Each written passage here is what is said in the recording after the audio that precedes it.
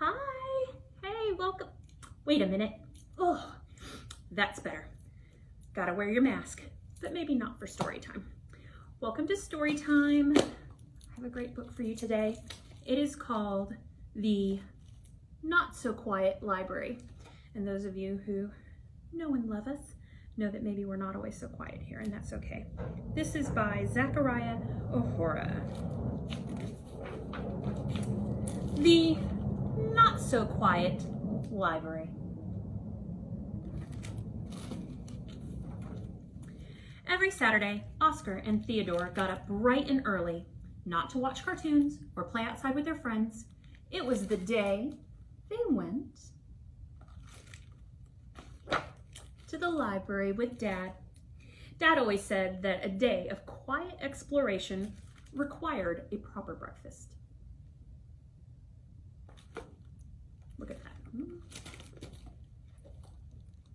At the library, Theodore and Oscar returned their old books, waved to Miss Watson, and crept past old Pickle Onion Mr. Tasker.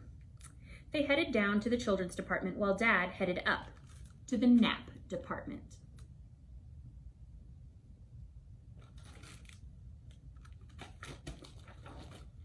Oscar and Theodore were just settling into another quiet library day when boom, crash, growl.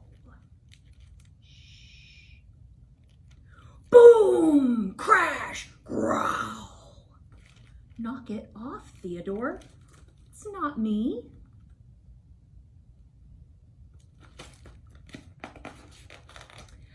It appeared there was a monster in the library. There's a monster in the library! Told you it wasn't me.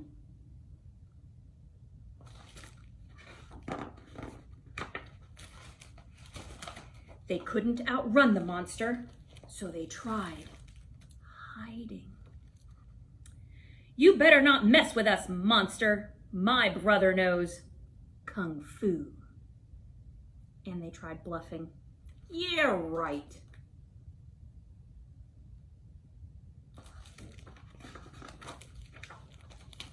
They even tried trapping the monster. Growl! Tap, tap, tap. Staple, staple, staple. But that just made him even angrier.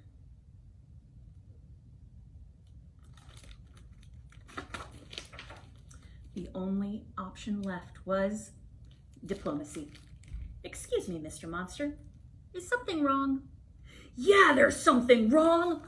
We hate books. The many-headed monster had tried everything to make books taste good. Seymour topped his with whipped cream. This book tastes terrible. Chuck tried mustard. Yuck. Winston swallowed his book whole. Pat tried hot sauce. And Bob used sprinkles, but they just bounced off. Should have picked a soft cover.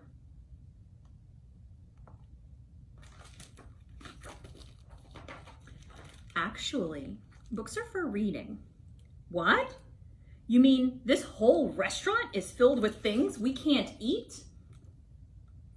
Is the library a restaurant? Oh, silly, silly. Well, we'll just have to eat you guys instead. Grab the sprinkles, Winston. That's when Theodore remembered something. And Winston over here says, finally, you can see his little jar of sprinkles. And who is he sprinkling them on? Uh-oh. And he yells, wait!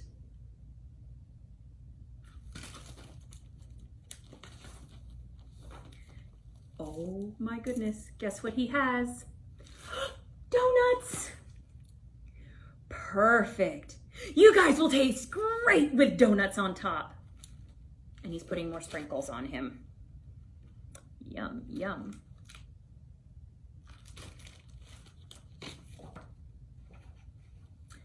Thankfully, Miss Watson stepped in.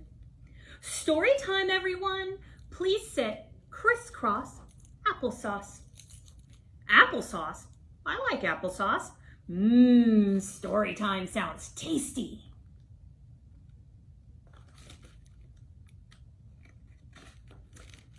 And if you take this book home and you look, you can see he's got frosting and sprinkles on his face. It's very adorable. Sorry about the whole gonna eat you thing. That was just the low blood sugar talking. Books sound so much better than they taste. I don't know what's better, this book or this donut. Luckily, monsters like story time as much as they like donuts.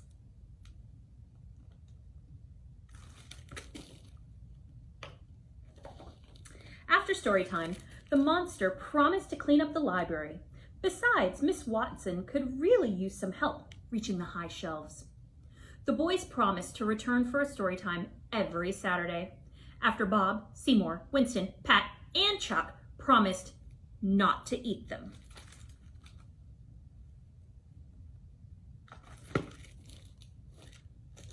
Did you see how many books they checked out? When you take this home, you can count all the books, but look on top of their car.